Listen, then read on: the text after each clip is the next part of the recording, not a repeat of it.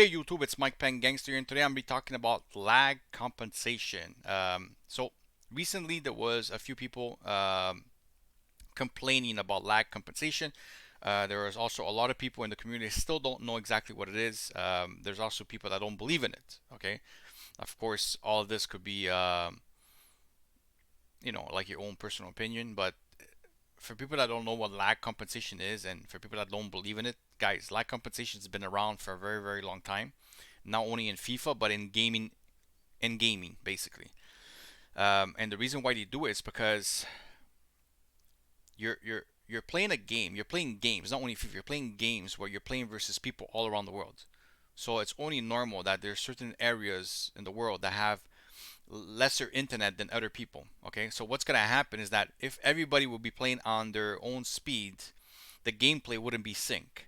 So what these companies do, like EA Sports, sorry for the cough, they compensate lag so that they could put the game at the same speed of each other. So it's only normal that it would be impossible for EA to give the same speed to the guy that has bad internet because his internet wouldn't be fast enough to basically run at the same speed that the one that's going fast. So the only way you could do this is basically by taking the person that has faster internet and slowing it down.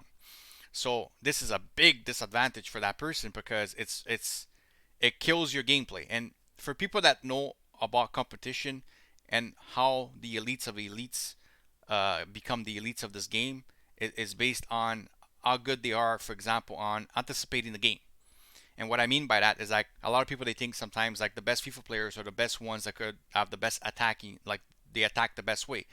And in reality is that most of the best FIFA players in the world, what makes them extremely super good at this game is because they're super good at defending. If you ever play versus an elite player, you'll know that a lot of the times when you play versus these people, they will completely choke you. And what I mean by choke you, they will press you in a certain way that it will basically choke you where you just have nowhere to go. It's because they're so good at reading the play before the play even happens. And this is why it's called anticipating what your opponent is going to do. And that's what makes them extremely good. Now, if you have lag compensation against you, it's basically killing your anticipation of what's going to happen next because you're behind the play all the time.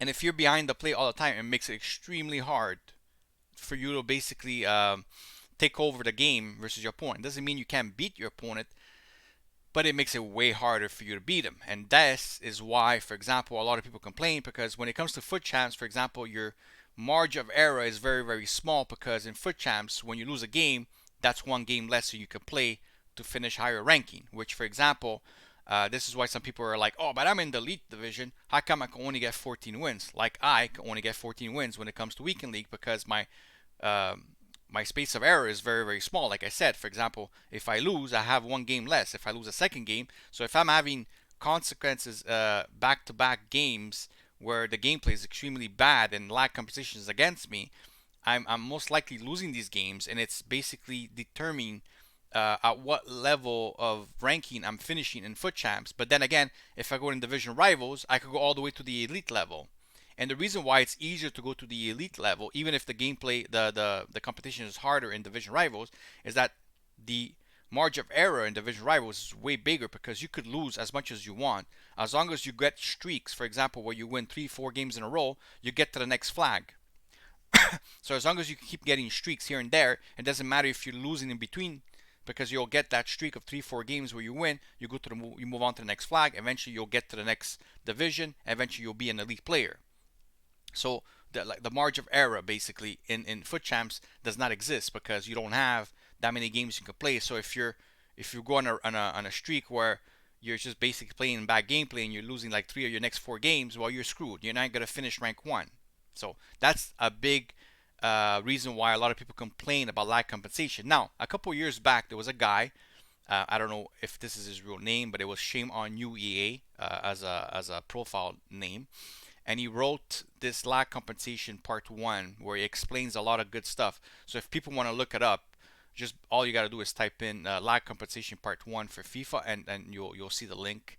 And as you can see, he explains over here. As soon as you start FIFA connecting to EA servers on your screen, you ping multiply servers around the world determines your matchmaking in regions. The regions are as follows. So it explains, for example, the regions where you would be. For example, if you're in Europe, you could go into a Germany server, you could go to Ireland, France, Singapore, Hong Kong, Mumbai, India, whatever.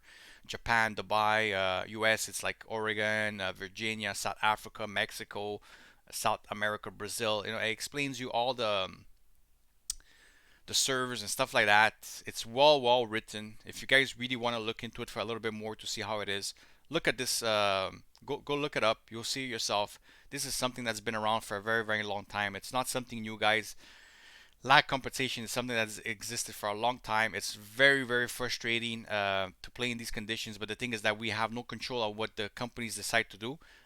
EA is not the only company that uses this. I know that's done even in Call of Duty and Fortnite and a lot of like um, competitive gameplay. There's lag compensation, and this is why, for example, when they do competitive gameplay, they have everybody like in a room. For example, they don't do it usually online. They usually do it, for example, uh, like in halls or whatever. So they have all their set up there. So there's no lag compensation there because everybody's there physically, right? So it makes it way better.